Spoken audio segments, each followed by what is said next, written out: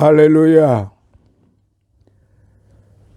지난 시간에 이어서 오늘도 역시 로마서 7장을 시작하기 전에 지난 시간에 말씀드린 부분에 대한 이어짐이 이 시간도 함께 하시겠습니다. 지난 시간에 그리스도에 대한 인성과 신성에 대해서 이제 말씀을 드렸고요. 오늘 이 시간에는 그 부분에 대해서 좀 더 확고부동하게 우리는 알아야 될 부분이 있습니다. 복음은 구원과 봉사를 모두 보증한다는 사실입니다. 여기에서 사도 바울의 증거를 우리가 살펴보아야 할 것입니다. 자, 그는 로마서 1장 5절에 그로 말미암아 우리가 은혜와 사도의 직분을 받아 이렇게 기록이 되어 있어요. 우리는 은총이 사도직보다 앞서고 있음을 보게 됩니다. 잘 기억하셔야 돼요. 인간은 자신이 봉사할 수 있기 전에 먼저 구원받아야 합니다.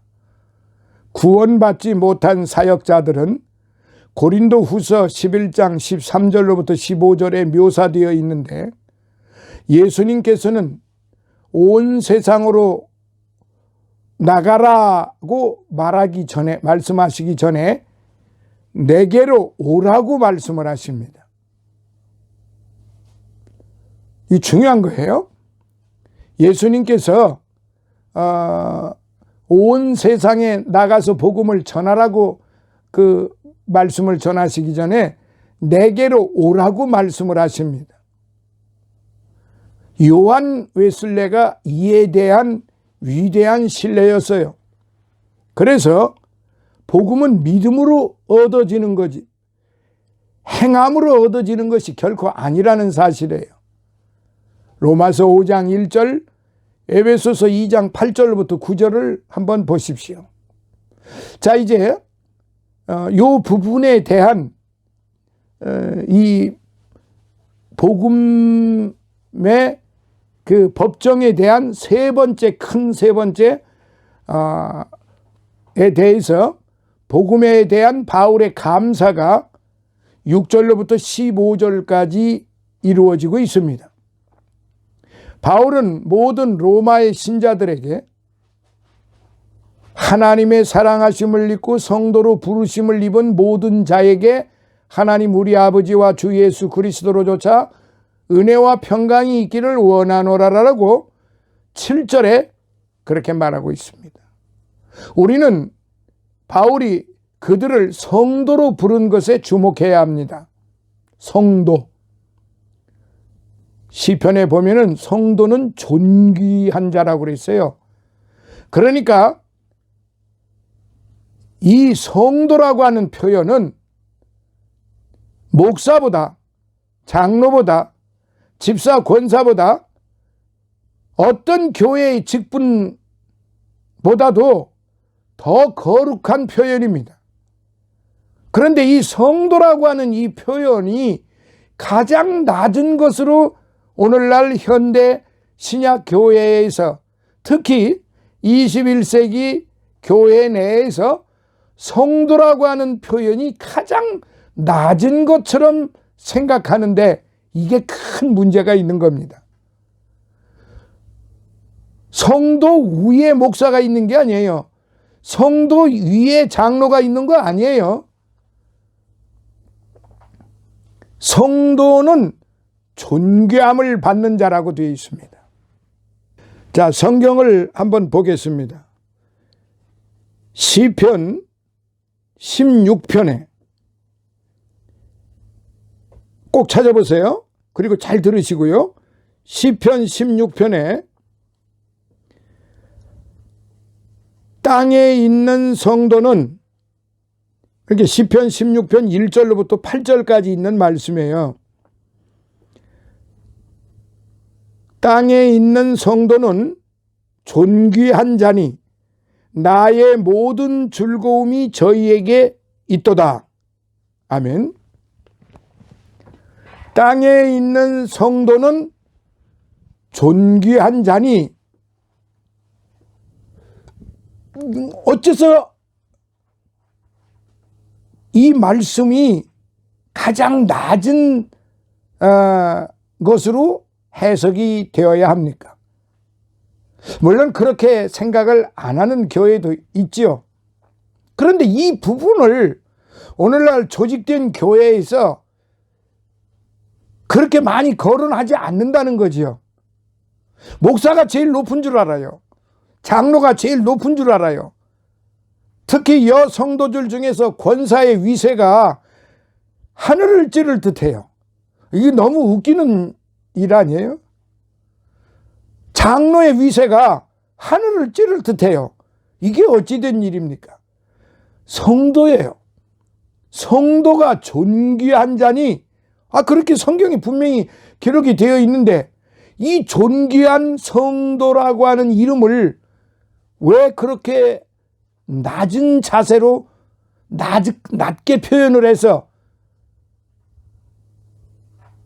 그렇게 불리워져야 하는가 하는 점은, 그래서 이 신도 앞에 이제 물론 우리가 이제 성도라고 하는 표현을 신도라고도 이제 하는데, 성도 표현이 신도라고 하는 표현보다 우리 기독교는 더 정확한 표현이에요.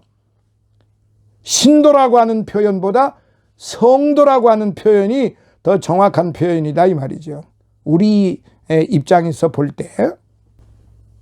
자, 그러면 성도가 존귀한 자니 그 아래에 있는 모든 성도 중에 직분을 받은 자가 목사요, 장로요, 집사요. 사실 권사는 그냥 교회에서 대접을 하려고 만들어 놓은 직분이 권사예요. 근데 그 권사가 무슨 아주 그냥 높은 계급으로 그렇게 취급을 했다는 말이죠. 그런데 권사가 되었으면 겸손하고 낮은 자리에서 섬기는 그런 모양을 보여줘야 될 거 아니에요? 근데 많은 권사님들이 높음을 생각하지 않고 섬기는 자세로 있는 것도 사실이에요. 그러나 대부분의 환경을 종합해 보면은 권사의 위세가 매우 크다고 하는 것이 나타나고 있어요. 전국적인 면에서. 이거 말도 안 되는 거예요. 이래서는 안 되는 거예요. 장로의 위세가 하늘을 찌르듯이 그렇게 높아 있다는 것도 말도 안 되는 거예요. 우리 위에 계신 하나님께서 보실 때 시편 2편에 보면요, 하나님께서 저희들의 행하시는 걸 보고 비웃으시리로다. 하나님께서 비웃으시리로다라고 거기 기록이 되어 있어요. 이걸 정말 분명히 알아야 돼요. 교회에서 이렇게 조직적으로 계급주의로 만들어 놓으니까, 만몬주의로 만들어 놓으니까 이 얼토당토한 일들이 교회 내에서 벌어지고 있다고 하는 것이 얼마나 우스꽝스러운 일인지 모릅니다. 자, 뭐 이야기는 여기까지 하기로 하겠습니다. 그래서 사도 바울이 자기 주변에 있는 사람, 그들이 누구냐면은 로마의 신자들입니다. 로마의 신자들에게 하나님의 사랑하심을 입고 성도로 부르심을 입고 모든 자에게 하나님 우리 아버지와 주 예수 그리스도로조차 은혜와 평강이 있기를 원하노라라고 그렇게 말한 것을 말이에요. 그가 그렇게 그들을 성도로 부른 것에 우리는 주목을 해야 됩니다. 모든 신자들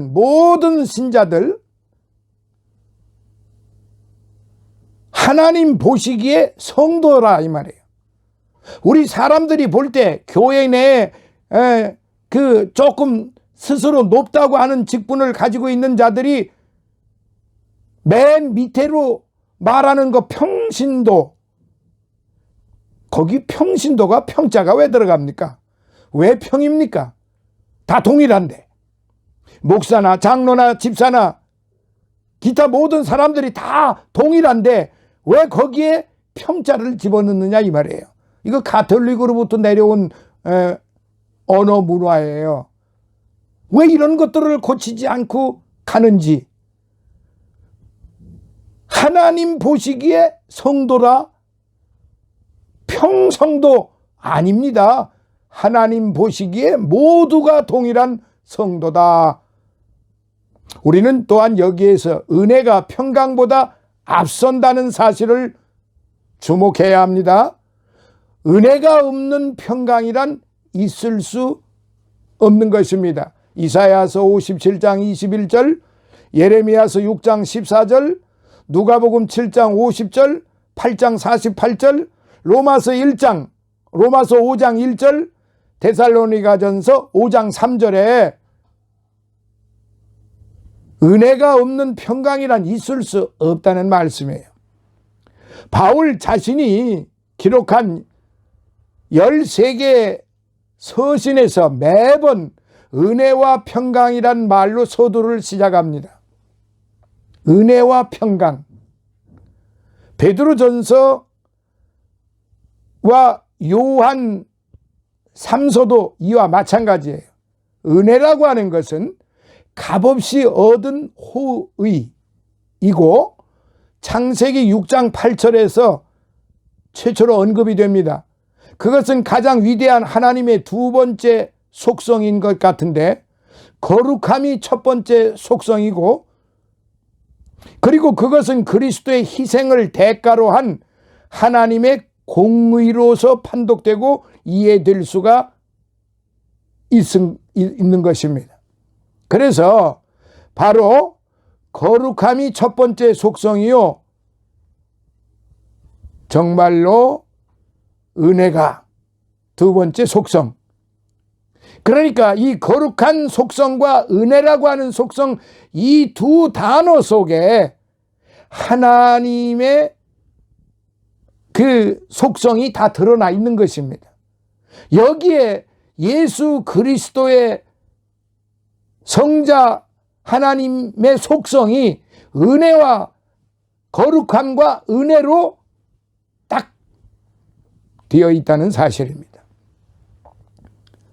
바울은 로마 교인들의 신앙이 온 세상에 알려진 것에 대하여 그들을 칭찬했어요. 8절에, 1장 8절에 우리는 클라우디오 황제가 강제로 유대인들을 로마로부터 추방했다는 것을 안다. 그 이유는 그리스도에 대한 잘못된 철자로 생각된 그 소위 잘못된 것으로 생각된 때문이었다라고 데살로니가전서 1장 6절로부터 8절에 증거했어요.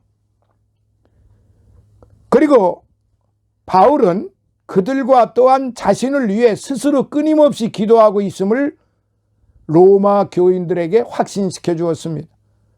그의 기도는 그가 하나님의 뜻 안에서 너희에게로 나아갈 좋은 길 얻기를 구한 것이었습니다.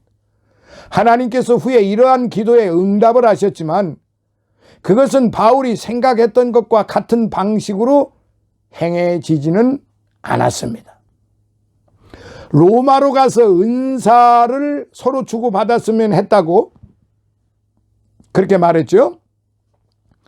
그는 전에 갈 것을 계획을 했었으나 한 번은 사단에 의해 데살로니가전서 2장 18절, 또 한 번은 하나님에 의해 사도행전 16장 6절로부터 7절 그의 계획이 좌절되었던 것입니다.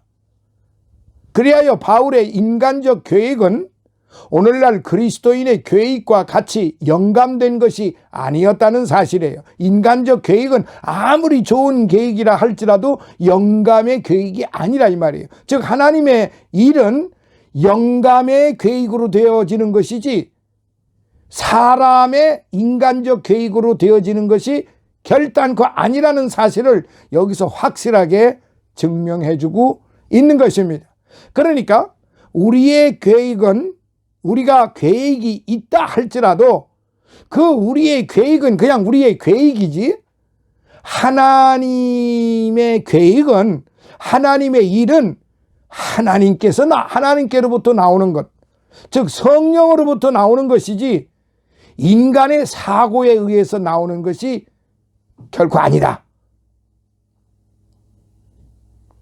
그러니까 신령한 은사는 인간의 사고로부터 뭐 은혜 받아라, 은혜 받아라, 은혜 받아라, 방언 받아라, 방언 받아라, 성령 불 받아라, 불 받아라, 이 인간적 계획으로 만들어지는 것은 그냥 만들어졌다가 없어지는 것, 그냥 만들어지는 것 같이 보이는 거예요. 인간의 계획은 그것이 다 된 것처럼 보이는 거고 그게 성령의 충만한 은사로 생각되어지는 것 같은 것이지 결코 성령의 은사가 아니라는 사실이에요.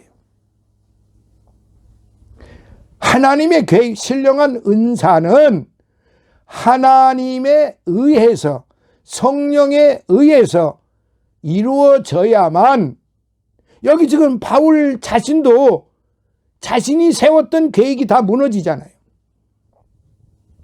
하나님에 의하여 그 계획이 다 좌절이 되어버리잖아요. 자기가 가고 싶었으나 다 못 가잖아요.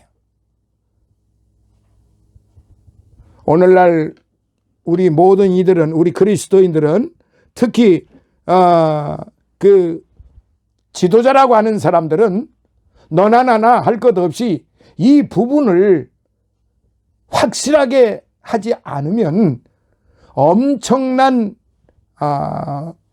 문제가 발생이 된다는 거예요. 그래서 이단이 나오는 거예요. 그래서 뭐 하나님의 아버지라, 뭐 감람나무라, 무슨 하나님의 어머니다, 별 오만 잡소리가 그래서 나오는 거예요. 뭐 방언을 해야만 구원을 받는다, 이런 것도 인간의 잡소리라 이 말이에요. 그 되지 못한 소리를 가지고 인간적 계획을 가지고 그게 성령의 계획이고 그게 성령의 충만함이라고 떠들어대는 이 오만방자한 스토리들이 오늘날 우리 주변에서 끊임없이 날파리 마냥 날아다니고 있다는 사실을 우리는 결코 잊어서는 안 됩니다. 우리는 그걸 경계를 해야 돼요. 하나님의 말씀에 의하여, 말씀에 의지해서 우리가 그 말씀대로 살아가야만 되는데, 그렇게 하는 것은 하나님의 성령의 인도함을 받지 않고서는 결단코 인간의 계획으로서는 그렇게 안 된다는 거죠. 사도 바울은 자신이 모든 죄인들에게 위대한 복음의 빛을 지고 있다고 느꼈습니다. 이 때문에 바울은 그러므로 나는 할 수 있는 대로 로마에 있는 너희에게도 복음 전하기를 원하노라고 말할 수가 있었습니다. 로마서 1장 15절에 바울은 예루살렘, 즉 세계의 종교 중심지인데 당시에 바울은 예루살렘에서 복음을 전하려고 했으나 거절당했어요. 그 주위에는 군중이 떼지어 몰려들었어요. 사도행전 21장 31절, 22장 22절로부터 23절. 그는 아덴, 즉 지성의 중심지 아덴에, 거기가 아덴에, 그는 그곳 아덴에서 복음을 전하다가 조롱을 받았어요. 사도행전 17장 32절. 사도 바울은 그 후에 자신이 순교를 당하게 될 로마, 즉 정치적 중심지에서 복음을 증거했습니다. 디모데후서 4장 6절에. 자, 성령에 의해서만이 이런 일들이, 이런 사역들이 이루어지는 거예요. 그 그 전에 바울이 하고자 했던 것은 거절당했잖아요. 근데 여기 이 부분에서는 거절당했다는 말이 없고 결국은 응답이 되어서 하나님의 성령에 의해서 인도함을 받았다. 즉 하나님의 도모하심에 거기에 사역을 했다 이 말이에요. 자, 큰 네 번째 16절로부터 17절까지 여기까지가 매우 중요한 거예요. 이게 법정이에요. 법정. 지금 제가 지금까지 말씀드린 내용들이 법정에서 이루어진 모든 것들이에요. 자, 네 번째, 복음에 대한 바울의 확신. 복음에 대한 바울의 확신. 바울은 복음에 관한 자신의 세 가지 소신을 차례로 기록을 하고 있는데 그 세 가지 중에 첫 번째, 로마서 1장 14절에 나는 복음에 빚진 자이다. 두 번째, 15절, 나는 복음 전하기를 원하고 있다. 세 번째, 16절, 나는 복음 전하기를 부끄러워하지 않는다. 사랑하시는 성도 여러분, 여기에서 바울은 복음이 결코 자신을 버리거나 부끄럽게 하지 않으리라고 지금 말하고 있어요. 그래서 복음은 하나님의 능력이다라고 말하고 있어요. 16절에. 그래서 하나님의 권능이 평가되는 두 가지 척도가 있는데 구약 성서에서 그것은 하나님께서 이스라엘을 애굽의 속박에서 벗어나게 한 그 권능과 관계가 있었습니다. 신약 성서에서는 측정 단위가 예수님의 부활입니다. 자, 그러니까 구약에서는 출애굽기 14장 15장 시편 78편이고 신약에서는 에베소서 1장 20절을 보시면은 바로 요 두 부분을 비교할 수 있습니다. 여기에서 권능에 대한 헬라어는 두나미스라는 말입니다. 두나미스. 여기서 두 단어가 파생이 되는데 두나미스라고 하는 말 가운데에서 두 단어가 파생이 되는데 어떻게 파생이 되느냐? 첫째는 다이나마이트로 파생이 되는데 이 의미는 파괴적인 권능, 파괴적인 권능을 말합니다. 자, 두 번째는 다이나모 이런 말로 파생이 되는데 이 뜻은 건설적인 권능, 건설적인 권능으로 파생이 됩니다. 자, 다시 한번 말씀드려요. 권능에 대한 헬라어가 있는데 그 권능의 헬라어는 두나미스라고 말합니다. 두나미스. 그 두나미스가 다시 두 단어로 파생이 되는데 첫 번째는 다이나마이트, 파괴적인 권능. 그리고 두 번째 다이나모, 건설적인 권능. 건설적인 권능으로 파생이 됩니다. 그래서 그리스도의 복음은 이 두 가지 모두를 포함합니다. 고린도후서 2장 16절. 그래서 복음에는 하나님의 의가 나타나 있다고 17절에 그렇게 확신하게 되어서 그렇게 기록을 한 게 된 겁니다. 그래서 1장 17절이 무엇입니까? 자, 로마서 1장 17절에 보니까 복음에는 하나님의 의가 나타나서 믿음으로 믿음에 이르게 하나니 기록된 바 오직 의인은 믿음으로 말미암아 살리라 함과 같으니라. 아멘. 오직 의인은 믿음으로 말미암아 살리라 함과 같으니라. 바로 이 말씀인 것입니다. 이 말씀이 헌법에 클라이막스고 바로 로마서 1장 1절로부터 17절까지의 이 법정, 율법의 법정의 핵심인 것입니다.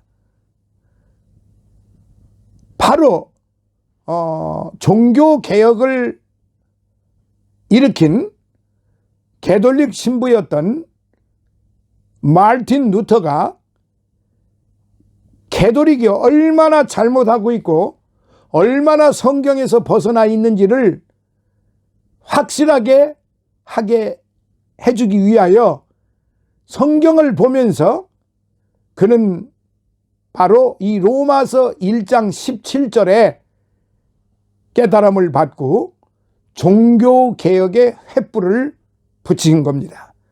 오직 의인은 믿음으로 말미암아 살리라 함과 같으니라. 이 말씀이 바로 율법의 법정, 오늘 신약 성경의 헌법의 핵심이라 이 말씀입니다. 그렇기 때문에 이 로마서를 공부하는 데 있어서 로마서가 빠져버리면은 그야말로 무용지물입니다. 아무것도 되는 게 없다는 사실을 우리는 분명히 알아야만 할 것입니다. 그래서 이 말씀을 통해서 간단히 정리하자면 의로운 옷을 의미합니다. 모든 죄인들이 하나님 앞에서 발가벗고 있다고 가르칩니다. 어떤 죄인들은 이것을 깨닫고 그들 자신의 영적인 옷을 입고자 합니다. 그러나 하나님께서는 그러한 옷들을 더러운 누더기로 간주하십니다. 여기서 말하는 그 옷을 입고자 하는데 그 옷을 입고자 하는 그 옷들이 인간의 계획적으로 만들어 놓은 그 틀에 옷을 입고자 한다 이 말이에요. 하나님은 절대로 그런 옷을 천벌 만만벌을 입어도 하나님께서는 전혀 거기에 움직이지 않으시는 분입니다. 인간이 가지고 있는 그 조직의 옷, 지식의 옷, 욕망의 옷, 탐욕의 옷, 권세의 옷 등 아무튼 허무맹랑한 옷들을 다 만들어 입어보았지만은 단 0.0 그런 한 조각이라도 한 점이라도 절대적으로 하나님은 받으시지 않으신다는 사실이에요. 그러한 옷들을 다 더러운 누더기로 간주하신다고 이사야서 64장 6절에 그렇게 기록이 되어 있어요. 그러나 여기에 햇빛이 들어옵니다. 여기에 빛이 있습니다. 복음은 모든 회개하는 죄인들에게 새 옷을 제공합니다. 고린도후서 6장 7절, 에베소서 6장 14절, 요한계시록 19장 7절로부터 8절, 이게 바로 다른 겁니다. 복음이 예수 그리스도 그분 자체입니다. 그분의 음성이에요. 이 세 가지 면을 이제 말씀을 드리는데, 첫 번째, 하나님은 의로우시다. 두 번째, 하나님은 의를 요구하신다. 세 번째, 하나님은 의를 제공하신다. 로마서 1장 17절 다시 거론합니다. 오직 의인은 믿음으로 말미암아 살리라라고 말합니다. 마르틴 루터가 그것들을 체험했을 때 이 5마디 말은 종교개혁의 출발이 되었고, 그것들은 하박국 2장 4절에서 발견이 되고 신약 성서에서 3번 인용이 됩니다. 그런데 여기서 말하는 오직 의인은 믿음으로 말미암아 살리라라고 바울이 기록을 했는데, 그게 바울의 인간적인 계획에서 나온 이야기가 아니고 이미 구약의 율법에서, 아니 구약의 하박국 선지자를 통하여 하나님이 직접 말씀을 하신 거예요. 하박국 2장 4절에서 인용된 거예요. 첫 번째, 로마서 1장 17절에서 강조하는 것은 의인이고, 그리고 또 갈라디아서 3장 11절에서 강조하는 것은 살리라이고, 히브리서 10장 38절에서 강조하는 건 믿음입니다. 바로 이렇게 신구약 성경을 통해서 분명히 기록이 되어 있기 때문에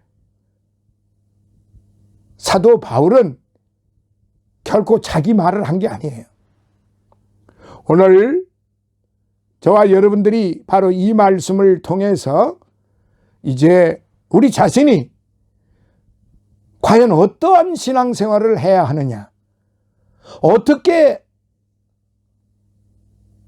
신앙생활을 하면서 하나님께 영광을 돌리느냐 하는 점을 우리는 분명히 깨달아서 하나님 앞에나 사람 앞에나 부끄러움이 없는 진실된 성도로서의, 하나님이 존귀하게 여기시는 그 성도로서의 삶을 살아야 한다 하는 것이 제가 중간 로마서를 강해하면서 중간 강해의 말씀을 드리게 된 것입니다. 자, 다음 시간에는 이제 로마서 7장을 앞전에서 같이 함께 하셨으니까 다음 시간에는 로마서 7장 본문에 대해서 한번 살펴보면서 또 한 2장 정도까지 갈 때까지 본문 공부를 하시고, 그리고 다시 바울 사도의 법정 기록과 그 이후의 말씀을 드리면서 로마서를 진행하고자 합니다. 감사합니다. 할렐루야.